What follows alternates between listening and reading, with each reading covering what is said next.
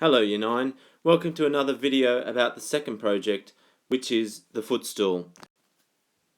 No doubt by now you will have some sort of understanding of what the project is supposed to look like, and you will have also seen this video that's available on YouTube, and that will obviously help you gain an understanding of all the little details about the project. You probably also have seen the dimensions of the project and you would have analysed these in detail. You should have also developed a cutting list which looks like this, and would have also started on a Gantt chart.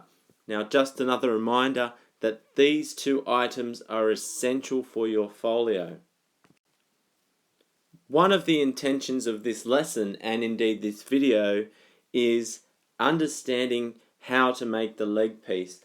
And the first step in doing that is making a template. To create this template, you'll need a few things. Firstly, you'll need a blank piece of paper, a pencil, a ruler, and a set square. Now, for those that don't know what a set square is, this is what you see in the image below, and it's probably the least used item in your geometry set, but today it will be very useful. And although it's not essential to complete this template, it will help you out quite a bit if you do have one.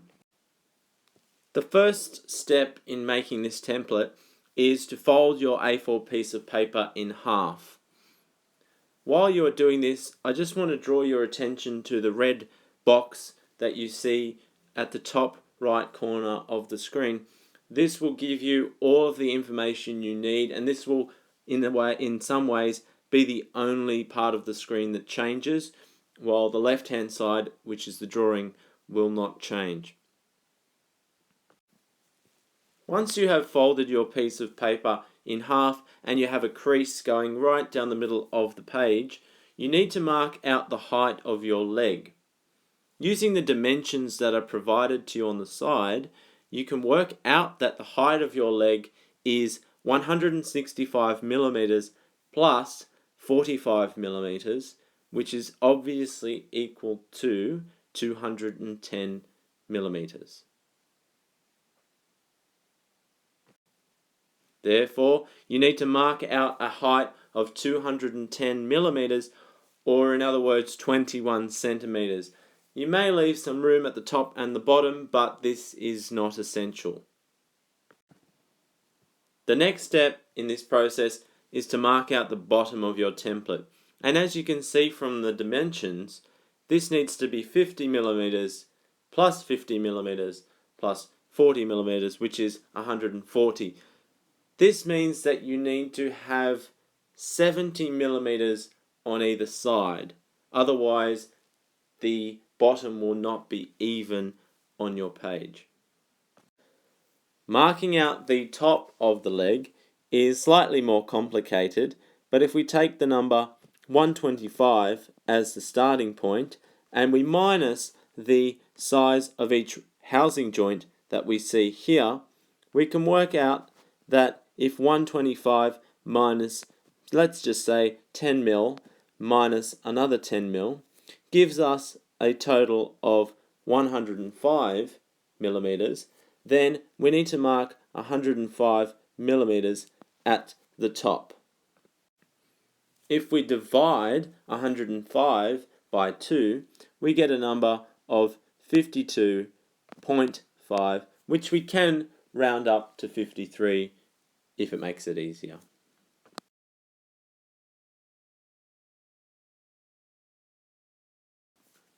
The next step is to connect all of your lines together so that you end up with a trapezium shape, like the one that you see.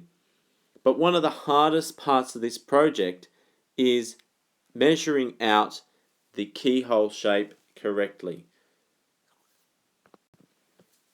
To mark out this keyhole shape accurately, we need to draw in some guidelines, which I have used dashed or dotted lines for. The first guideline that you need to draw in needs to be 75 millimeters from the bottom of the leg. This guideline should also be parallel to the bottom line. The next set of guidelines, which I'm going to circle in blue, should be, as per the drawing, 50 millimeters from each corner. So that means you'll need to measure 50 millimeters inwards and 50 millimeters inwards, and mark with a straight line. The next step is fairly simple. All you need to do is connect this intersection, or wherever the two lines meet, with this intersection. Again, wherever the two lines meet. And then repeat on the other side, which should give you an arrow shape.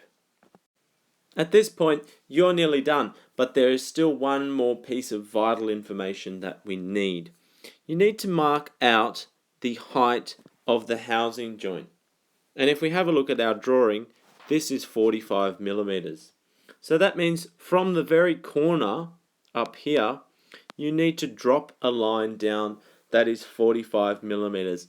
Not only is it going to be 45 millimeters, but if we zoom right in, this line needs to be 100% square. It needs to be 90 degrees, which is where your set square, not your tri-square, but your set square will come in handy. At the bottom of the 45 millimeter line that you've drawn downwards, you need to draw another line that goes outwards, and obviously repeat on both sides. This will indicate to you how deep your rebate needs to be. As you can see from the drawing, the rebate is quite small, but if you were to cut it, and which you will cut it, from a square piece of timber or a rectangular piece of timber, it's actually a decent size. Then you'll be taking the slope away with a plane. Once you have what you see in front of you, then you need to cut out your shape. And it should look something like this. This is what you should be aiming for, and this will give you a really good guideline of how to set out your piece of timber. It's a really good idea to compare this template to your project just to check on how accurate your cutting and your measuring has been. Once you have cut out your template and it has been checked by your teacher, you will be given a piece of timber that is 140 millimeters by 19 millimeters in length. It is therefore your job to cut it to the right size and mark up all the rest of the dimensions onto that piece of timber. If you go back to your drawing, you can see that the height of the leg is 210 millimeters, which means that the very first step when you get your very first piece of timber is to cut that piece of timber to 210 millimeters in length. Then obviously it might need a bit of sanding and marking out. One final important reminder: you should not cut the arrow shape into your keyhole until you have actually cut the hole out, because it will not line up properly if you cut this arrow shape out. But similarly, you should not drill the hole with the hole saw until you have marked out the V shape, because otherwise then the V shape might not be correct. As mentioned before, you should also cut your rebate first while your piece of timber is rectangular, and then you should plane the sides down. But obviously, marking out every piece of detail first will help you understand where everything needs to be cut.